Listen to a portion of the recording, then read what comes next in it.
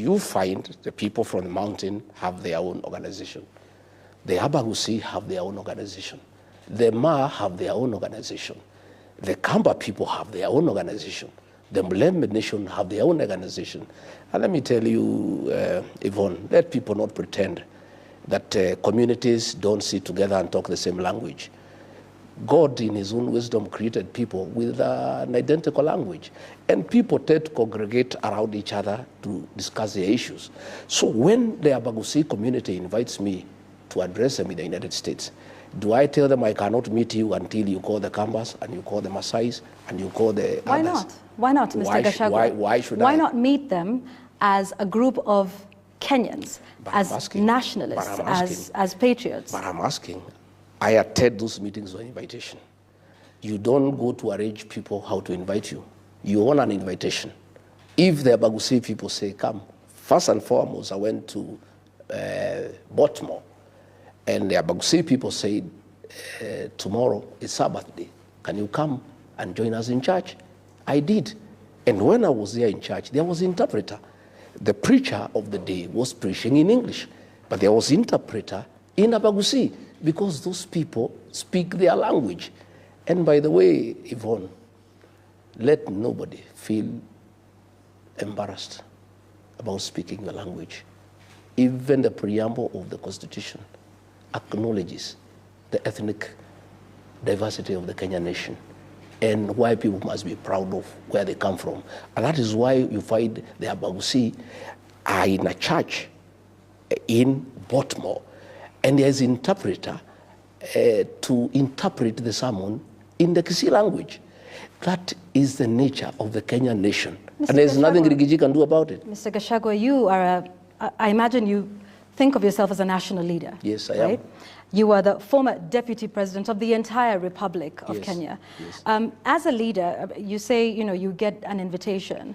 But even after all of that, as a national leader, do you not think you have the influence to speak to people and say that I'd like to meet all of you as Kenyans? Because in as much as people organize based on where they come from and the language they speak, that is Kenyans. fair. Mr. Gachagua. Sorry. In as much as people speak the languages they do and come from the regions that they do, but there are some common shared national problems that they would have. Why not organize them or congregate them as Kenyans and then listen to their collective issues, which you can then try to seek to address? That's exactly what we did. I had two types of meetings. I had town hall meetings for all Kenyans across 4 communities. Then there were communities that invited me for meetings to discuss issues that are unique to those communities. Because communities are not, they have their own unique issues that do not transcend across the country. And I want to ask you a question. I don't want to ask you, I don't want to ask you the question. But let me point out, last week, William Ruto met the Abagusi community in State House. The Kambas were not there. The Luyas were not there. Nobody asked a question. Tomorrow. Mr. Gachagua. No, I'm asking. Mr. Gachagua. I'm just saying. Allow me to interject. Yeah. I'm speaking with Mr. Gachagua tonight. No, I know. I'm just giving not with an President William Ruto. I'm just giving an example. Perhaps when we get to interview him, I'm just giving an example that this thing happens everywhere. Tomorrow morning, the president is meeting 5,000 people from Kiambu. The people from Machakos are not there. So because he does it, then that makes it okay? Because they are coming to discuss issues that are unique to that region. Okay? So when I went to the United States, I had town hall meetings for all Kenyans put together. And they were full, packed. And we discussed issues to do with Kenya. On the sidelines, community-based organizations in the United States invited me to engage with them about their own issues, their own culture, their own traditions. There are things that do not transcend alongside all communities. When I went to Seattle, I was invited for the Gemi Festival. The Gemi Festival is a musical concert for the Kikuyu nation to dance and sing their songs that are unique to them.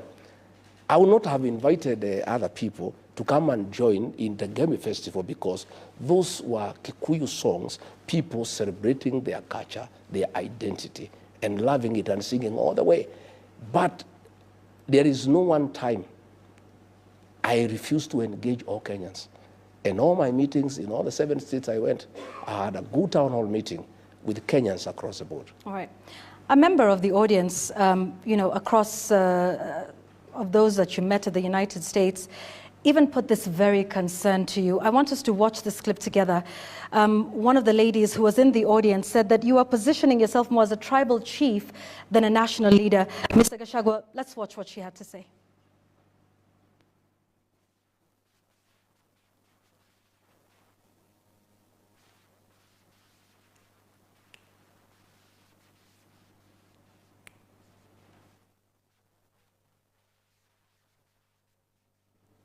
All right, we had a technical issue. We want to fix the sound and make sure that we can all hear that, both you, Mr. Gachagua, and those who are watching us at this moment. And I think she was referring to everything that had been happening with the young people in this country, and perhaps how you were addressing the various communities in there.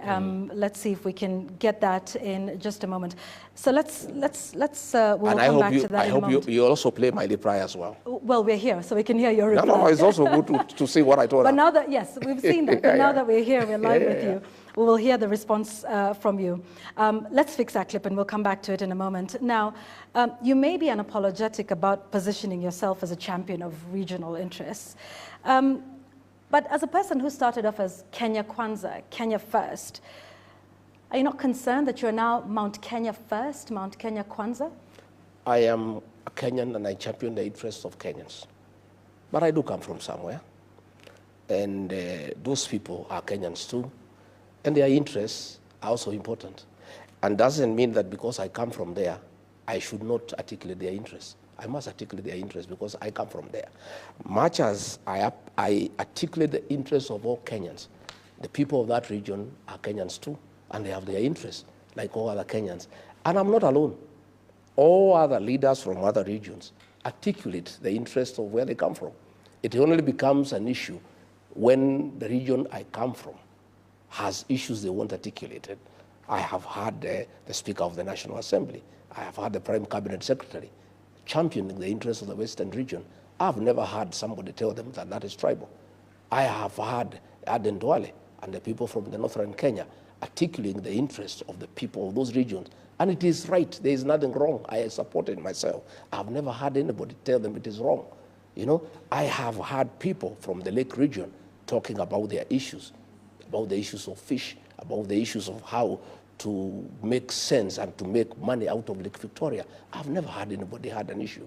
Every region, Yvonne, has unique issues that sometimes do not reflect to other regions. So, and they need to be articulated by people of those regions. Mr. Gachagua, are you Mount Kenya First? I'm Kenya First, but I come from Mount Kenya. Because at the end of it all, Yvonne, today you are here interviewing me. When you leave here, you go back home. You are not going to stay here forever. You are here articulating national issues. You are here interviewing me. You are here doing a job. But when you finish your job, you go back home. Same with regard to Gachagua. I am here in Nairobi. I was in the United States articulating issues to do with this country. I'm here fighting for the interests of the Kenyan people. But on Saturday, I'll go to Amunyoro. And when I go to Amunyoro, I must listen to what the people of Amunyoro are saying because they too are Kenyans. All right. I want us to, I think we've now sorted out that issue because that may be a narrative that does not necessarily relate with the young people or the Gen Z of this nation. Let's listen. You need, Mheshimiwa, to start positioning yourself as a national leader, not as a tribal leader. And I know many people won't like what I'm saying, but it's the truth. The first mistake that has been done in this event is speaking Kikuyu. I watched a speech about you in Boston, and the speech was a good speech, but there's something you said that Kikuyus tuko economic, are more hardworking, paraphrasing, economic, we've grown the country. But we have done that because we are a beneficiary of the system of Jomo Kenyatta. Are you able to put my reply? Please do that here live now. I was very happy with that young girl. To start with, my forums were not a praise and worship session. I didn't want people to come and praise and worship me and agree with me 100%. I was very happy to have negative criticism and had an opportunity to explain to the young girl that when I speak to people, my work is to give them hope and to give them encouragement. When I met some Mount Kenya people in Boston, they are business people there, I had to affirm them and say what is their place in our growth of our economy. What do you think is the place of the Mount Kenya people in the economy? They are hardworking. I said you people are hardworking. You are industrious. You are central in the Kenyan economy. And I'm very happy that the same industry I see back home is what I see here in Boston. And you must continue with that spirit. Those people who I met in Boston were from the Mount Kenya. I speak their language. I had no business speaking to them in English because I was in Boston. The fact that I was in Boston did not make me English. I was still Kikuyu. They were all Kikuyus. They had called me for a boozy in a traditional way because I'm an elder. And they said, we have an organization here from home. We want you to come as an elder. We give you boozy. And when I rose to speak to them, I spoke to them in our language. And I just talked to them about industry, about working hard. And I was very happy with what they are doing. And I told them even back at home, you know, this community is hardworking and it plays a very central role in the economic development of our country. I didn't say that others don't work hard. I didn't say others are not important. And Yvonne, even you are an anchor. When I speak to you as a leader, I must affirm you. I must say, Yvonne, you are a good presenter. I must encourage you to continue. Well, it's not necessary, Mr. Gachagua, but be that as it may, I want us to, the affirmation is not necessary. But I think the question is, do you understand that that is a genuine view of young people who are calling themselves tribalists and leaderless? Your defense is well appreciated, but do you hear that the young people may not want this and may see you in this way? What I told that young girl, if you had played my answer, is that her age mates back home are my fans. They understand me and they know me and they love me. Are all of them your fans? Many of them are my fans. And the ones who are not your fans, how do you address the issue that they have with that? All of them don't have to be my fans. I persuade the ones who want to be my fans, and the ones who are not willing to be my fans, I persuade them to be my fans. Okay, so the ones who say, the young people who say you are tribalist, you are an ethnic extremist, you're saying their concerns don't mean anything to you? I am not saying they are not. I am saying it's not 100% Gen Zs who think I'm tribal. Many of them think I am a great leader, I'm a nationalist. And that's when you come to my meetings, it's full of Gen Zs. And I actually give them a chance to speak. But that does not mean that girl has no right to speak. She has a right to have a contrary opinion. I'm a Democrat myself. I cannot force her to say that I'm a nationalist. If she thinks I'm not a nationalist, she's entitled to her own opinion. Right, so but I did draw her attention to the fact that Gen Zs back at home, are my people. They are my supporters because they understand me and they know that I'm not tribal. It's only that that narrative has been driven, and her being away and not knowing what is going on here in Kenya when she's in the States, she has bought that narrative. But I did persuade her that that is not the case. Okay. So you believe the people of Mount Kenya are very central to the country's economy? All Kenyans are central to the economic development of our country. But the people of Mount Kenya, like all other Kenyans, play an important role. And you said central, because there's a difference between a central role and an important role. Not everybody can be at the center, right? I'm saying central means that they are very, very, very instrumental in business. You know, if you go wherever town you go in this country, they are there doing business with other Kenyans. And therefore they are central in that wherever town you go, if you go to Garissa, you find them there. If you go to Mombasa, you find them there. If you go to Malindi, you find them there. If you go to Loitoktok, you find there. And they live well with other Kenyans, and they do business with other Kenyans, and they are really appreciated by other Kenyans. So they do play a central role in Kenya's economic development, in that they are in every part of this country doing business. All right. It is for this reason that some of your party members felt you should be impeached as deputy president, because they felt that your shareholder narrative is too divisive for the country. And let me just remind Kenyans that in the run-up to your impeachment, you were vocal about a concept that you called shareholding in government. You explained this quite a number of times on several occasions, where you believed or seemed to believe that development follows particular voting patterns. And you were very specific about how the Kenya Kwanza government should dole out goodies. I want us together to watch what you said about the shareholding narrative in government, and then we can seek some more understanding. Hii serikali ni kampuni na ni ya shares. Si ndio? Ni ya shares. Kuna wenye kampuni, wale wako na shares mingi, kuna wale wako na chache, kuna wale hawana. Sasa nyinyi mliinvest kwa hii kampuni ya William Ruto na Rigathi Gachagua. Sasa lazima mvune. Yule ambaye alipanda atafanya nini? Si mlipanda? Si mliamuka mapema? Mukasema mutaki kusikia mambo ya ile system na nini? Muka-invest, mukapanda, mukapalilia, mukaweka mbolea, mukamwagilia maji, wakati ya kuvuna ndio huu. Najua wengine wananikashifu ati mimi nasema ati wale walipanda wavune kwanza. Iko makosa? Iko makosa? Hata hao watavuna, lakini wangoje. Si wale walipanda ndio wavune kwanza? Wakishavuna wavune, ile tabaki kidogo, wale wakupanda waingie, watafute huko nini, ile tapatikana wachukue, wakwende.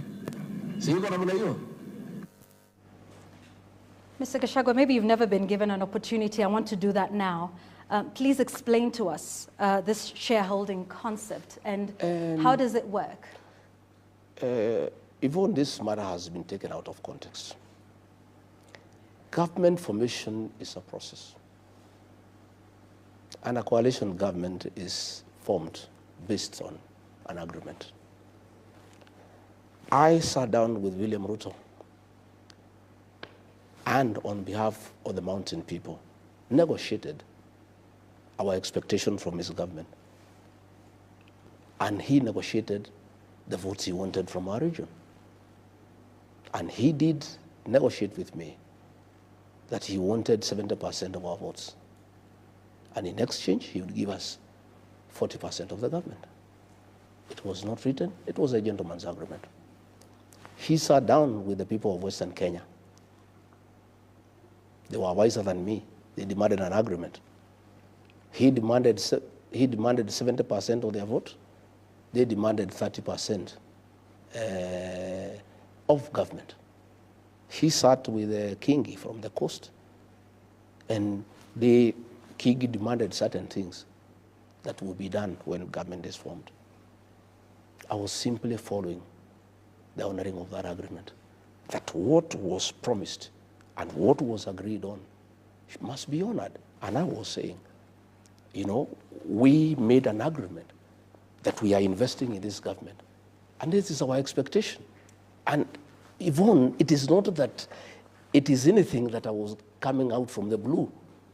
It was an agreement that was negotiated, and I was insisting that that agreement should be honored.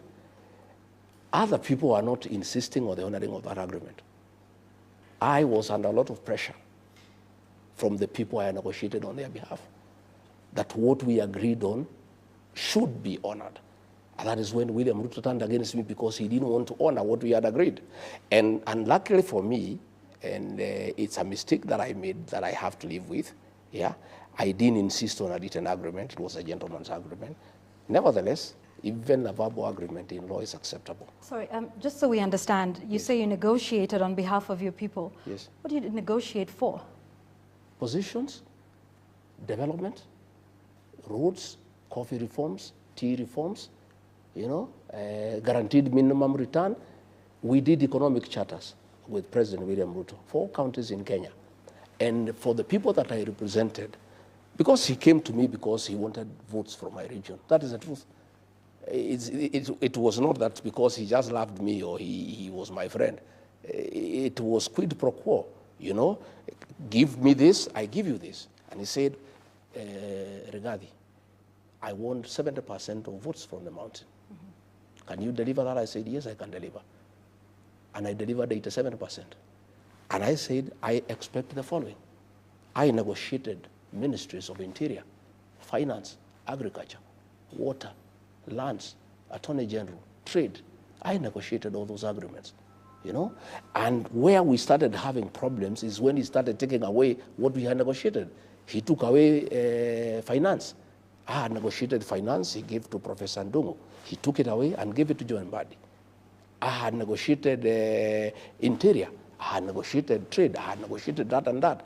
Because Vaughan, and that is where many people probably fight like... Although John Mbadi came after you. No, I'm just saying along the way. Okay. That agreement still stands, whether I'm there or not. Is because I negotiated on behalf of our people who voted. All right. And then they delivered. They gave him 7% of the votes. So they honored part of the agreement because the agreement was 70%. So this was on behalf of the people of Mount Kenya? Yes, yes, yes. We don't hear much of the complaints from the people of Mount Kenya about whatever these agreements that were not made. You wouldn't know. Why is there a rebellion in that mountain? That is the issue. It's only that I speak out. Other leaders don't speak out because they have been compromised. I speak out.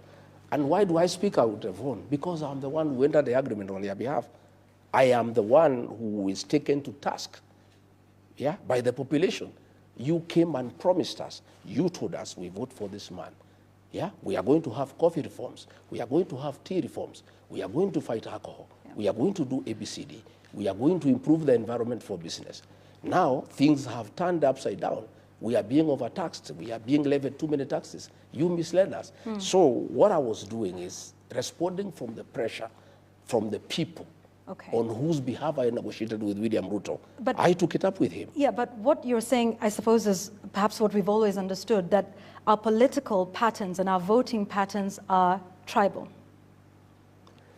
Let me tell you, Yvonne, it's not tribal.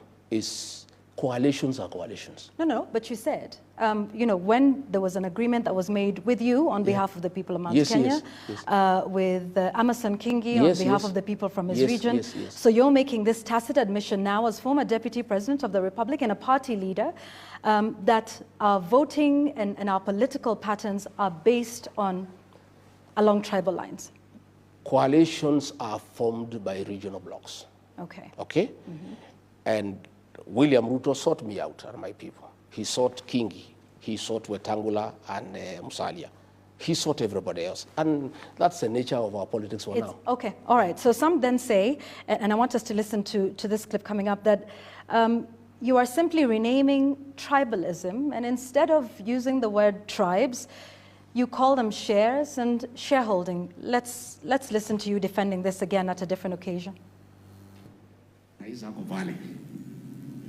Niko hapo. Huyu Felix ako hapo. Rais mnamjua. Mimi mnanijua msimamo yangu. Silence on my set. Ya kwamba watoto wakiwa wengi kuna wale kwanza ya kuangaliwa, si mnajua? Sasa huyu Felix ako pale ndio mwenye kuunganisha mawaya. Mambo yetu tumepanga. Mambo iko sawa. Chakula iko jikoni karibu kuiva. Watoto ni wengi, chakula ni kidogo. Iko watoto ya nyumbani, iko ajirani, iko namna hiyo, na nyinyi mtulie. Chakula ikiiva, sisi ndio wenye kupakua, na watoto tunawajua kwa sura na kwa msimamo. Hatuwezi kuwa confused. Kuna mtu wajua watoto yake. Mr. Gachagua, who gets to eat first and how much? But I think you need to understand the concept of our politics. I was in a meeting in Nandi, and the Nandis were asking, you voted for this government. We have our sons who have not been employed. We have expectations. You people promised us that when you form government, you will do this for us. You have not done it. My work as a leader is to assure them. That's what I was saying. Relax. You know, we are still working on it. We know your support. We know you by name. We know you by face. But you were creating rank. So, Mr. Gachagua, is it your belief today that the people who vote for a particular leader should be first in line for development projects, and the ones who don't vote for them do not get anything or get the scraps? I don't believe in that. I don't believe in that. I believe that... That's what you're saying in that clip. Far from it. You are not interpreting the context. They were talking about placements. And I was saying, please, things are still being worked out. Relax. We know you. We know where you are. So is placement based on Those that vote? Not necessarily. Because it's the same thing you said. You asked for specific ministries. But those would it not be the person that is most qualified or merits that position, or is it just basically tribe, the people that voted? It is still meritocracy. It's still meritocracy, but there is regional balance. You know, there is a chance for every Kenyan. All right. In that regional balance, how many ministries are you going to get per your agreement? In terms of? You mentioned that there was the Ministry of Interior, the Ministry of Finance. I negotiated for 8. For 8. Yes, I negotiated, right? yeah. In a cabinet of 22. Yes. Where would the regional balance if 8 out of the 22 come from one community? You've just talked of regional balance. I negotiated with the president because of the vote that I was bringing in. All right, It was up to him to make the decision. Yeah. Well, it was up to the both of you. Weren't you president and deputy president are the ones who sit down and craft the government? He is the appointing authority. Oh, so now you're saying it's his issue to ensure regional balance and not yours. As long as you get your 8 out of 22? It's still the same thing. When Raila Odinga came, he negotiated for 4 positions for him to support William Ruto. I'm sitting with Mr. Gachagua. No, but I am saying it is not that it is any different for anybody. It is what happens in this country. When William Ruto sought the support of Raila Odinga, he came and demanded 4 cabinet positions and 11 principal secretaries, and he was given for support. Even us, to give William Ruto support, we demanded certain things, and it was upon him to evaluate, take it or leave it. You know? And now that you're out of government, is this a concept that you still believe in, Mr. Gachagua? In terms of? Shareholding? I am not talking about shareholding in terms of being discriminatory. We are saying when we form a government, people must sit down and agree that if we are successful, yeah, we are willing to bring this number of votes here. This is our expectation from that administration. It happens all over the world. People must negotiate. And it's only that I was a tough negotiator, and why people thought probably I'm tribal or I am too much is because I was insisting to get what I negotiated for, and I was being shortchanged. And I was saying, no, I don't want to be shortchanged. I must get what I negotiated for, because on my part, I delivered what I promised. Let's move to some more recent developments now, and back to your trip to the United States. Let's take a look at some of the other issues. While you were there, Mr. Gachagua, you made an allegation that President Ruto met al-Shabaab leaders. That's a serious allegation, isn't it? I didn't make the allegation. Here you are. Let me take you through. I'll take some time. It's not me. I was simply asking him to answer. Senator James Rich is the chairman of the Foreign Relations Committee in American Senate. Tabled a bill in the Senate asking that the status of Kenya as a non-NATO ally be reviewed in view of the following allegations. Relations with China, that is one. Number 2, relations with Iran. Number 3, government of Kenya and key officials of Kenya with non-state armed groups and violent extremist organizations, including the Rapid Support Forces and Al-Shabaab, participation in the Belt and Road Initiative, and then blocked persons and foreign terrorist organizations, including such individuals and entities based in southern Sudan and Somalia. Again, extrajudicial killings and abductions. I'm not the one who came with these allegations. So when these allegations came and they were in the headline, Kenya is under investigations in the Senate. This is a bill, I've given it to you. President William Ruto replied and said the Americans have a problem with him because he has opened bilateral trade with China, which is good for the country. And that is why the Americans want to review their relationship with Kenya. So when I went to the next meeting, I said, fine, you have answered about China. What about the other allegations? You are being investigated in the country for working with Al-Shabaab, for working with RSF from Sudan, for extrajudicial killings, for abductions. The Americans want to know why. It is alleged there was a meeting in Mandera. Can you please answer? It is not me who came with this allegation. This matter is before the Senate. Here is what, and I'm looking at this congressional record that you have shared. Yes. It talks about an assessment of Kenya as a financial safe haven Yes. for certain entities, Yes. including certain individuals. Yes. It doesn't name President William Ruto by name. You, on the other hand, are Yes. saying that he met Al-Shabaab Yes, I did. officials? I named because him this is because very different. I named Senator him. Risch, and in this I'm Congress, saying- does not talk about President William Ruto I am meeting. saying This it's was talking, your statement. It's talking about Kenya. It's talking about Kenya. And its officials. And those officials, according to you, are Who President leads William Kenya? Ruto? Yes. Who leads Kenya? Who leads Kenya? And I am saying, I concluded it's William Ruto because I am private. Okay. I am private, and I've said it before, Yeah. on record, that President William Ruto has a working relationship with Hemeti, the leader of RSF. I have said that, and I have evidence. I'm the one who facilitated the meeting. Okay. Sorry? You I am the one- facilitated the meeting? Yes, I did. Between President William Ruto? And Hemeti, on his request. Why would you do that? Because diplomatically, a president cannot invite a deputy to come and visit him. And Hemeti, at that time, was the deputy president of Sudan. So William Ruto called me as deputy president and had a letter for me to sign to invite Hemeti. And I went to pick him at the airport and delivered him to William Ruto and sat through the discussion. So this was an official meeting? Yes. Right. And in what way does this official meeting then become something sinister? I am saying it was official, in quotes, but they were discussing business and trade. What did they discuss? Business, gold. Gold. I've said it before. You were at this meeting? Yes, I was. And you were comfortable with that sort of Of discussion course, happening? Initially, I did not know the purpose of the meeting. And once you did find out the purpose of the meeting, because you say you sat in there? What would I have done? That was the president, he was my boss. I said, yeah. And what do you intend to do about this now? Why should anybody believe you? What can I do?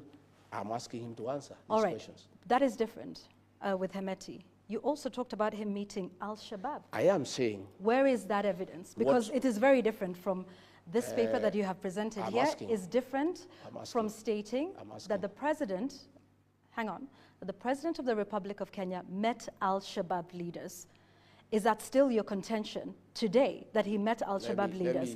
And if so, Mr. Gachagua, where did they meet? What did they discuss?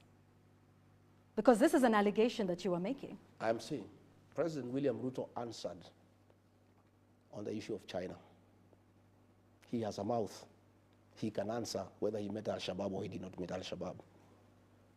Kipchumba Murkomen is not a spokesman for William Ruto. Just the way he answered. No, he answered. You know, Kipchumba Murkomen was answering me. You alleged that, and now we would just want to understand from you. You have put the allegation. I have put the allegation. So would you want to provide that with facts? When and where did the President of the Republic meet Al-Shabaab leaders? I am saying William Ruto can answer that. Did he meet them or he did not meet them? Are you saying he met the them? onus is on him. No, the onus is on you. He who alleges must prove. He's the one to ask me to prove, not you. Or you are not his advocate, are you? I'm a Kenyan. No, I know. When you make an allegation, do you not expect... But why did he answer the one on China? No. When you make an allegation, do you want nobody to hold you account for what you allege? Let me tell you, Yvonne. And this is why we're asking you here now. Let me tell you, Yvonne. This did matter the president, is under investigation by the Senate. Let me tell you what I'll That's not understood. I just want to understand from you. You say the president met Al-Shabaab leaders. When and where? And for what purpose? What I have said, that this allegation was made by the Senate. No, this allegation was made by you, Mr. Gachagua. But the other details on top of this bill. I was in America. Every bill has attendant facts and figures. Mr. Gachagua, when we have an opportunity to speak with the members of the Senate of the United States, we will pose the same question to them. Yes, you will. Tonight, I am speaking with you, who has himself said that the president has met leaders of Al-Shabaab. What we'll not do, so we're going to ask you... We will not prejudice investigations by giving details of what we know. Even like RSIF, I have said I have a lot of information that is available to those who are investigating this matter. Have you given all this information? Because this was a request that was given by the state authorities. I was in America. I was in America. You're here now. I did many things in America. Tell This us matter what it is in the Senate of the United States. It's not an investigation in Kenya. And even when I was told I can talk about it in Kenya, I said the DCI has not launched an investigation in this matter. If they did, I would give what I know, but they have not. I am not going to volunteer information to an organization that is not investigating a matter. This matter is under investigation by the American Senate. Do you not believe... If they require my input on what I know, especially on Sudan, I'm available. Do you not believe that the Kenyan authorities would want to investigate this matter of a sitting president? It's up to them. I'm not a part of the Kenyan authorities. If they want to investigate, they can go ahead and investigate. What I know is that the matter is under investigation by the Americans. And I'm saying William Ruto has a mouth. He can deny or confirm. Just the way he did about China, he also can reply to this one. So why report this to the Americans and not Kenyans? Yeah, because they are the ones who are investigating. The Kenyans are not investigating. You said, again, you don't think Kenyans should investigate this matter? It is a grave allegation. I am saying they should it? investigate, but are they investigating? But who will investigate William Ruto? The DCI? Who will investigate him? Who? You don't think they're capable of conducting an investigation? How can they investigate him? Extrajudicial killings and abductions have happened. Can he be investigated?